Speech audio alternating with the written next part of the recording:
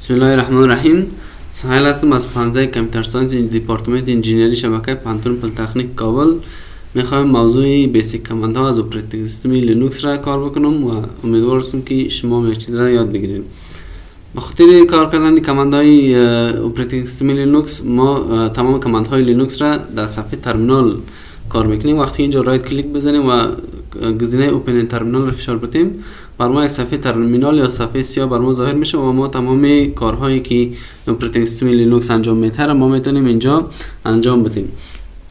برای این مثال به خاطر که ما ببینیم آدرسی که فعلا قرار داریم کجاست، از کامند pwd یا print working directory استفاده میکنیم. وقتی این کامند را انتر بزنیم بر ما آدرسی که فعلا یک ترمینال وجود داره بر ما نمایش میده که فعلا ما در هوم سهیل دسکتاپ قرار داریم. از کامند ls به خاطر لیست کردن فایل ها و فولدرهایی که در این آدرسی که ما قرار داریم استفاده میشه. وقتی ls بزنید تمام فایل هایی که در این آدرس هست بر ما لیست میکنه که تمام فولدرهای اینجاست. فعلا ما آدرسی که قرار داریم اینمی آدرس هست، پس تمام فولدرها و فایل ها رو بر ما لیست میکنه. از کامند cd به خاطر تغییر دادن آدرس ترمینال استفاده میکنیم. فعلا cd مثلا میخوایم در فولدری C# برون.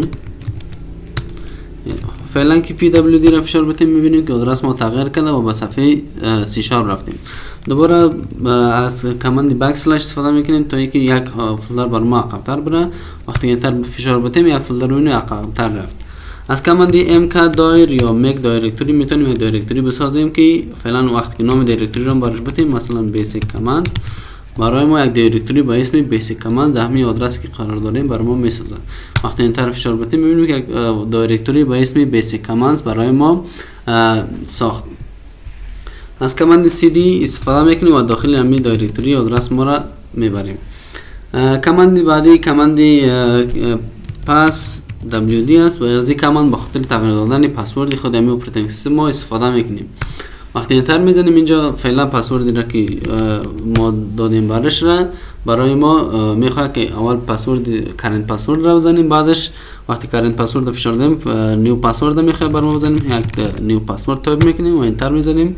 دوباره نیو پسورد را تایپ میکنیم که همین پسورد ما رو تغییر بده. فعلا من نمیخوام وقتی که انتر بزنم پسورد تغییر میکنه. البته اگر پسورد غلط بزنیم دونات مش میگه و انتر. ما نمیخوام پسورد تغییر بکنه، از این کامند خارج میشم، کلوز ترمینال میزنم که ترمینال کلوز شود. دوباره میرم به همین آدرس. اینجا وقتی میخوایم که یک ترمینال وصل شود با همین آدرس، از اینجا رایت کلیک میزنیم و اوپن ترمینال را فشار میدیم. اینجا وقتی pwd بزنیم میبینیم که در همین آدرس بر ما ترمینال وصل شده. و کامند بعدی کامند بعد از کامند make دایر و کامند touch هست. کامند touch از کامند touch به خاطر ساختن فایل ها در اپراتینگ سیستم لینوکس استفاده میشه. وقتی که ما کامند touch را استفاده بکنیم و نام یک فایل را برش بدم، مثلا فایل، وقتی انتر بزنم بر ما یک فایل نو جور میشه و داخل فایل هم چیزی وجود نداره، چیزی داخلش نیست، یک فایل خالی بر ما ساخته میشه. وقتی دوباره کامند تاچ استفاده بکنم و فایل های جدیدی بسازم، فایل 2 فایل 3 فایل 4، با سپیس میتونم چندین فایل را به صورت همزمان به وجود بیارم. وقتی انتر بزنم چندین فایل به صورت همزمان به وجود میاد و تمام داخلشون هم خالی میباشه. و همچنان اگر ما از کامند کات استفاده بکنیم و نام فایل را برش بدیم، مثلا نام فایل کات، محتویاتی که داخل فایل باشن بر ما نمایش میده، چون محتویاتی که داخل فایل نیست بر ما چیزی نمایش نمیده. از کامند uname از کامند clear، وقتی کامند clear استفاده بکنیم تمام چیزهایی که در صفحه سیاه ما نوشته شده پاک میشه. فعلا یک کمی صفحه شو بزرگتر بکنیم. خب از کامند uname به خاطر نمایش دادن معلوماتی که با فعلا استفاده میکنیم به اپراتینگ سیستم بر ما استفاده میشه و از این uname معلوماتی مثل ورژن کامپیوتر چیزا رو بر ما نمایش میده. مثلا uname-i بر ما ورژن آرکیتکچر کامپیوتر نمایش میده که آرکیتکچر ما x86 است. از کماند uname آرکی ریلیز نمبر ریلیز لیول یعنی اپراتینگ سیستم نشان میده که جنریک 6650 است. همچنان داش n بخاطر نشان دادن نام نوت نیم یعنی اپراتینگ سیستم.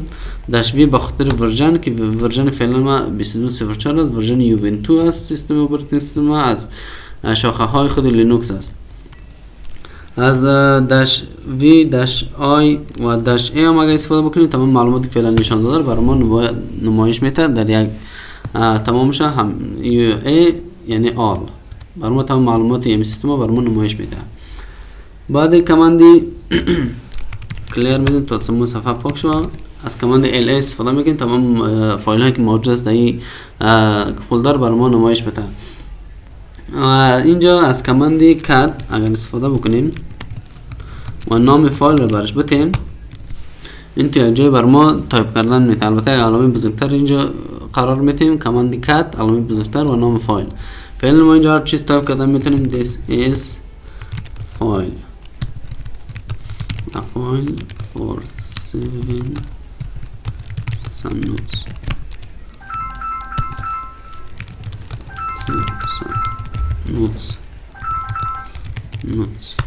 وقتی ما هر چیز تایپ کنیم اینجا و آخر وقتی بخوایم که تمام شده باشه تایپ کنیم کنترل دی را فشار بدیم.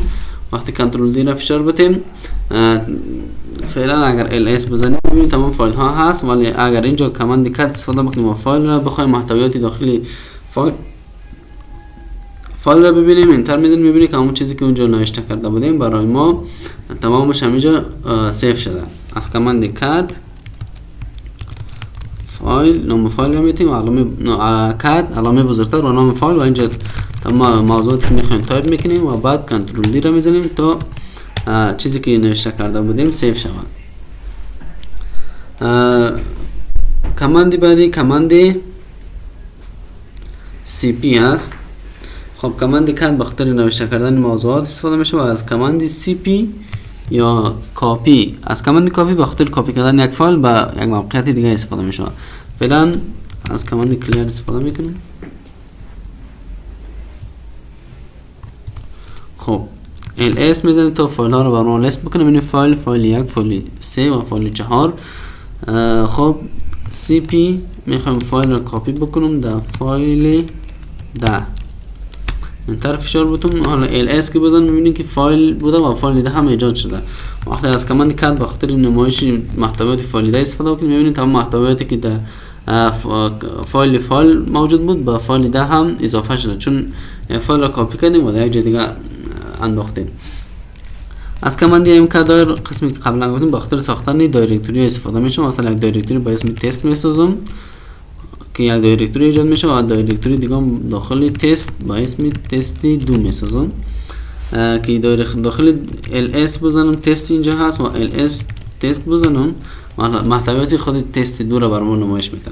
و اگر ما بخوایم خود تست را در تست 4 کپی بکنیم تست را در 2 تست وقتی که انتر بزنیم میبینیم که چون این دایرکتوری است تست ما و داخلش یک دایرکتوری دیگه است و همین راحتی این کپی نمیشه. بخاطر که بتونیم تست را کپی بکنیم فولدر با تمام محتویاتش در یک جای دیگه از آرگومنت r استفاده میکنیم داش r بخاطر ریکارسیو. وقتی حال تست را کپی بکنیم در 2 تست میبینیم که کپی میشه تمام محتویات فایل تست در 2 تست کپی میشه. میبینیم داخلش همون تست 2 که قبلا بود بر ما میاد. از کماند mk دایر که بخاطر ساختن دایرکتوری استفاده میشه و از کماند rm دایر بخاطر ریموو کردن دایرکتوری استفاده میشه. وقتی ریموو دایر و نام دایرکتوری را برش بتم دلیت میشه اما بخاطر که داخلش دیگه دایرکتوری است دلیت نمیشه.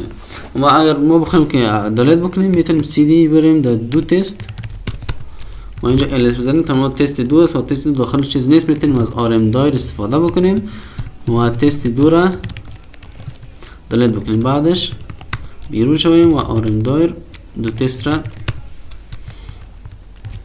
ریموو بکنیم. این رقم اول فایل های داخلش دلیت میکنیم و بعد دایرکتوری که خالی بود میتونیم خود دایرکتوری هم دلیت بکنیم از کماند rm دایر.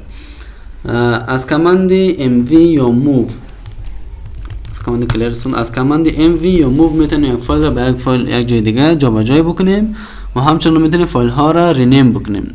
مثلا ما از کماند mv استفاده میکنیم و فایل 10 را نامش تغییر میتونیم با فایل c. انتر بزنیم میبینیم که فایل 10 نامش تغییر کرده با فایل c. محتویاتش هم محتویات فقط تغییر کرده، نامش تغییر کرده، رینیم شده.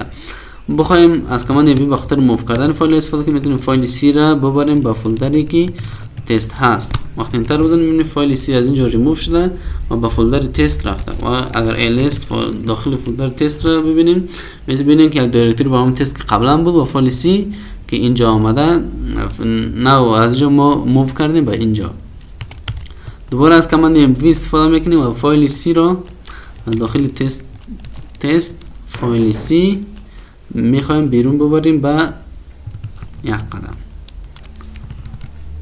به همه آدرسی که فعلا ما موقعیت داریم و از نقطه به خاطر آدرس فعلی ما استفاده میکنیم. انتر بزنیم میبینیم که فایل c دوباره برگشته به همین جایی که قبلا بود.